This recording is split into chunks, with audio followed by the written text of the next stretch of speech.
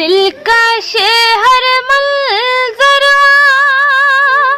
ॼण साड़ो सुहान गरवा सोल वरनी हीअ धरती ऐं सुरमई अंबर आ। सूबा सिंध में वाक़े इस पहाड़ी सिलसिले के हवाले से कहावत मशहूर है कि कारुंझर रोजाना 100 किलो सोना पैदा करता है, लेकिन इन पहाड़ों पर जारी कटाई के बाइस जंगली हयात समेत मकामी आबादी की बुनियादी ज़रूरियात भी खतरे में पड़ गई है।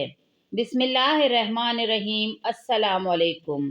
पहाड़ सिर्फ नज़ारा करने के लिए एक मंजर नहीं, बल्कि वो सैयारे की ज़मीनी सतह का 22% अहाता करते हैं और पौधों, जानवरों और तकरीबन 1 अरब इंसानों के लिए मस्कन फराम करते हैं।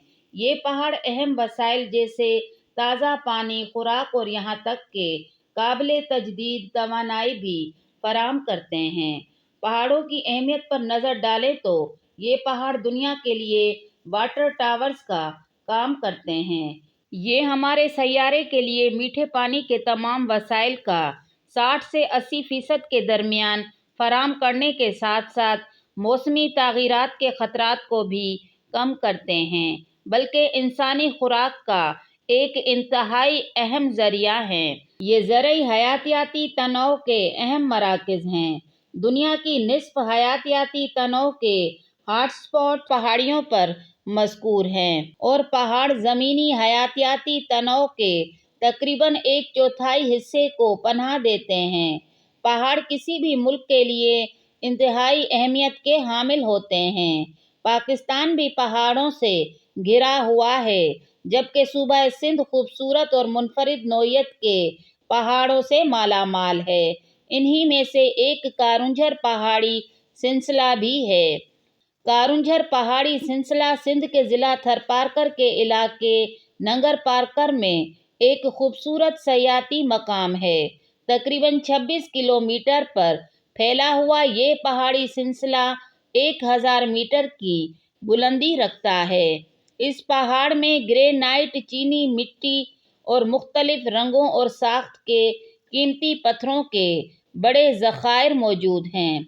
इसकी माशी अहमियत का अंदाज़ा इस बात से लगाया जा सकता है कि मकामी लोगों में एक कहावत मशहूर है कि कारुंझर रोज़ाना 100 किलो सोना पैदा करता है। कारुंझर सिर्फ पहाड़ नहीं, बल्कि खुद में एक पूरी तारीख समाये हुए है। इसमें 1000 साल पुरानी तहजीब, तारीख और सकाफत के आसार मौजूद हैं। एक मुहक्किक मशहूर फुलकारी अपनी किताब सरस्वती तहजीब और अछड़ो थर में लिखते हैं कि कारुंझर पहाड़ी सिलसिले में 109 पहाड़ियाँ हैं जो मुख्तलिफ अकायद के लिए 100 से ज़्यादा मजहबी और सकाफती तौर पर मुक़द्दस मकाम रखती हैं। ये इलाका माजी में बहुत खुशहाल रहा है, जब दरियाए बाखड़ो सरस्वती, जमुना और सतलुज से बहता था और सहराए थर में ख़त्म होता था। कारुंझर की तारीखी हैसियत का अंदाज़ा इस बात से बखूबी लगाया जा सकता है कि मेघा राम आहूजा अपनी किताब पुराना पारकर में लिखते हैं कि जब महाभारत के मरकज़ी किरदार 5 भाई युधिष्ठिरा, भीम, अर्जुन, नकुला और सदियों अपनी चचाजाद भाई कौरा के हाथों जलावतन हुए, तब उन्होंने अपनी जलावतनी का कुछ अरसा इन कारुंझर के पहाड़ों में गुजारा। सिंध के मारूफ शायर और बुजुर्ग शाह अब्दुल लतीफ़ भिटाई ने भी अपनी शायरी में कारुंझर का जिक्र किया है।